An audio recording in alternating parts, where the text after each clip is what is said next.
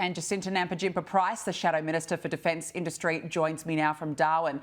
Senator, really appreciate your time. Look, that was a real impassioned defence yesterday by your colleague. How do you feel about it?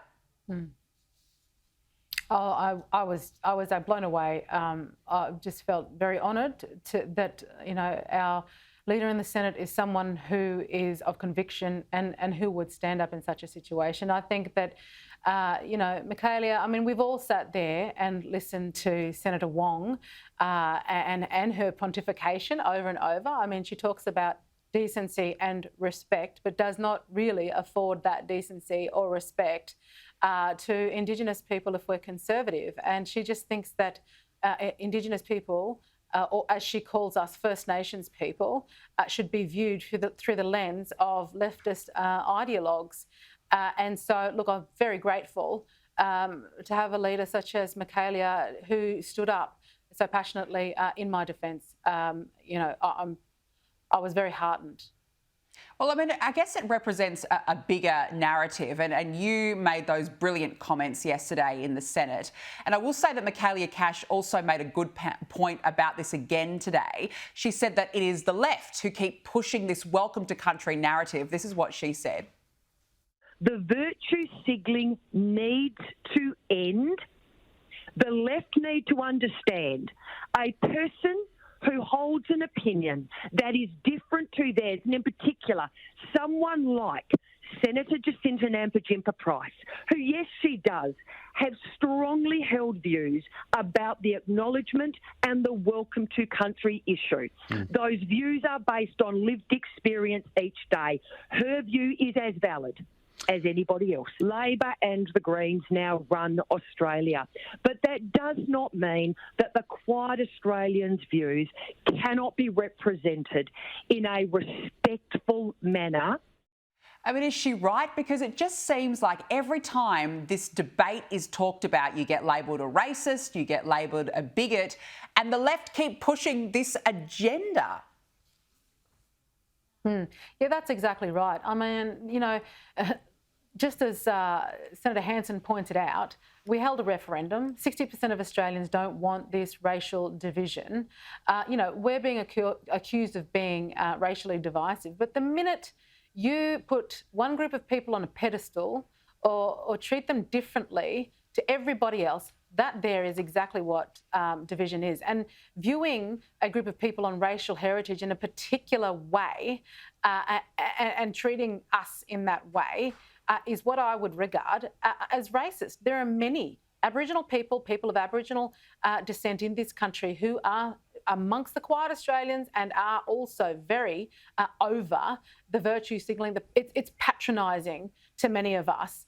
That it still continues. I mean, seriously, I could be in a room full of people and there's all these acknowledgements. Well, what are you really acknowledging? I might be the only person of Indigenous heritage in that room, but what does that really mean? It does nothing. Again, it does nothing, but all it does is signal, well, I'm one of these leftist allies, if you like. I'm a good little person that toes the line of an industry that we know that makes a hell of a lot of money out of the misery of the backs of those who are largely out of sight, out of mind, and who couldn't give a damn about any acknowledgements or welcome to country or those sorts of things.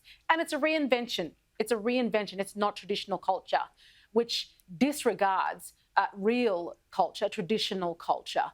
And that's the part that I think is most disrespectful. That it's a complete reinvention, but it's being palmed off as something that is all, wonderful and part of culture, but there's always a price tag quite often involved in that.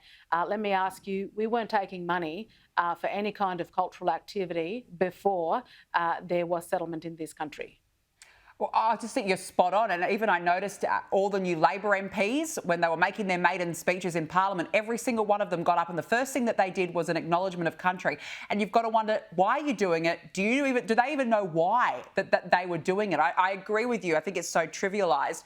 I want to ask you, Susan Lee says that acknowledgements have a time and a place and that she would still stand in front of the Aboriginal flag. Does your sentiment and that of Senator Cash now put you both at odds with the leader of the party? Yeah, look, I mean, for me personally, I've always stated that I view myself as an Australian. I don't differentiate between my mother and my father.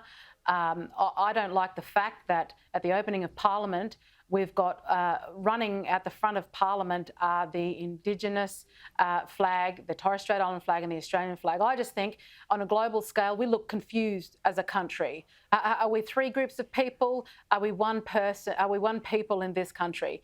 And, you know, we are so diminished in our country. I mean, speaking to my defence personnel portfolio, we can't recruit enough people into our defence, and we can't do that because Australians are told to feel ashamed of who we are because of our country's history. So, you know, how are we supposed to grow our defence industry, our personnel, to defend our country in the event, you know, if we're ever to be attacked by an adversary? I tell you what, all this welcome to country nonsense means absolutely nothing.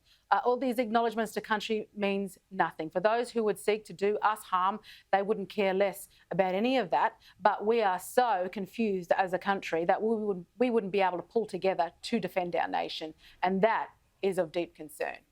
Yeah, and that is the real frightening part about all of this.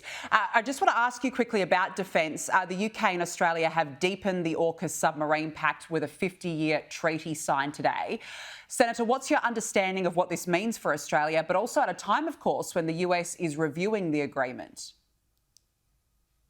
Yeah, look, I mean, it's all well and good that this is occurring.